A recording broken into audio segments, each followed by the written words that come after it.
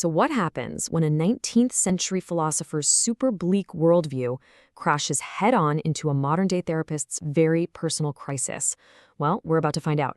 This is a story all about choices, consequences, and the desperate search for meaning when you're staring suffering right in the face. All right, welcome back. So we're tracking two stories running side by side here. On the one hand, we have the young Arthur Schopenhauer, who we last saw in a moment of rare, almost idyllic childhood happiness. On the other hand, in our present day, we've got our therapist, Julius.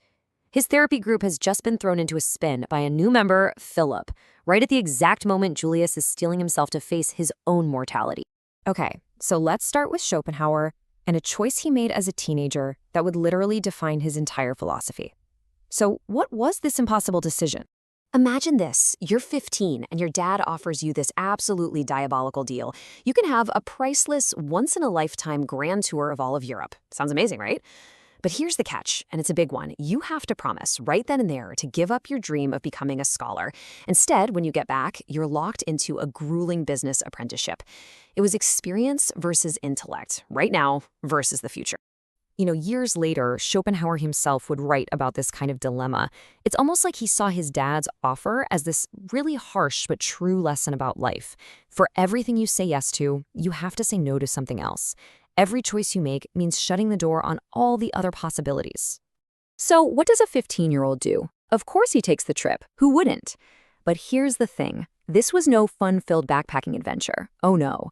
This trip became a profound and, frankly, a profoundly grim education in what it means to be human. If you read his travel journals from this time, they're not filled with wonder. They are filled with absolute horror.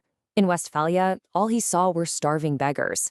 In London, he saw public executions in drunken mobs. Paris, it had its guillotine proudly on display for everyone to see. And in Toulon, he saw 6,000 galley slaves chained up for life. This wasn't a tour of culture, it was a deep dive into human misery. And yeah, the impact this had on him was massive.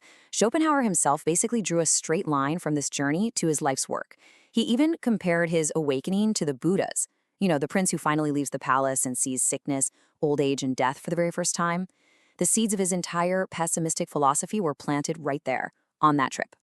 Okay, now let's hit pause on that and jump way forward back to the present day. We leave the young philosopher behind and find our therapist, Julius, getting ready for what might just be the most difficult group session of his entire life. So, Julius has this strange little poem rattling around in his head. The trouble with a kitten is that eventually it becomes a cat. It sounds kind of silly, right? But for him, it's become this symbol of a horrible realization. That the best part of life, the playful kitten part, it comes first. And after that, things just get grimmer and grimmer. The worst, he realizes, is saved for last. And this is the question just weighing on him. He's practiced his speech, he's agonized over it. I mean, how do you do that? How do you reveal your own vulnerability to the very people who see you as their guide, their rock? How do you tell them that your time is running out? So he walks into the room, he starts his carefully rehearsed speech, and the reaction is just wrong. Something is off-kilter. Nobody is really looking at him. Everyone's kind of averting their eyes.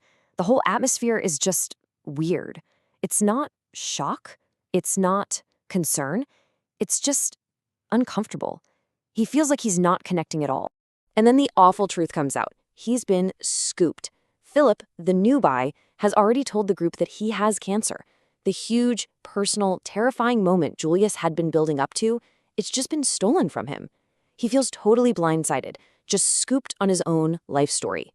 So what happens next isn't just about someone oversharing. No, this becomes a raw, head-on clash between two completely opposing ways of looking at life and looking at suffering.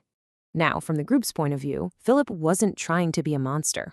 They'd kind of pressured him to go for coffee. They asked him the standard new member question, so why are you here?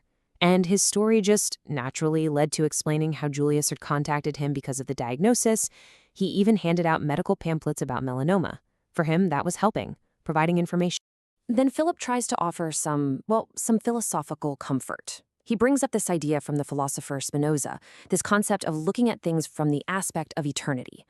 He's basically suggesting that if Julius could just view his illness from a cosmic perspective, it might not feel so bad. It's a textbook philosophical answer to a deeply personal, painful wound. And you can probably guess how well that went over. This is where the whole thing just ignites. You've got Philip's cold intellectual comfort smashing right into Julius's raw emotional reality, and it gets us right to the heart of the conflict. So here it is, the core of the debate. Philip, basically channeling Schopenhauer, says the more you're attached to people and things, the more you're going to suffer when you lose them. So the solution is to detach. But Julius just fires back.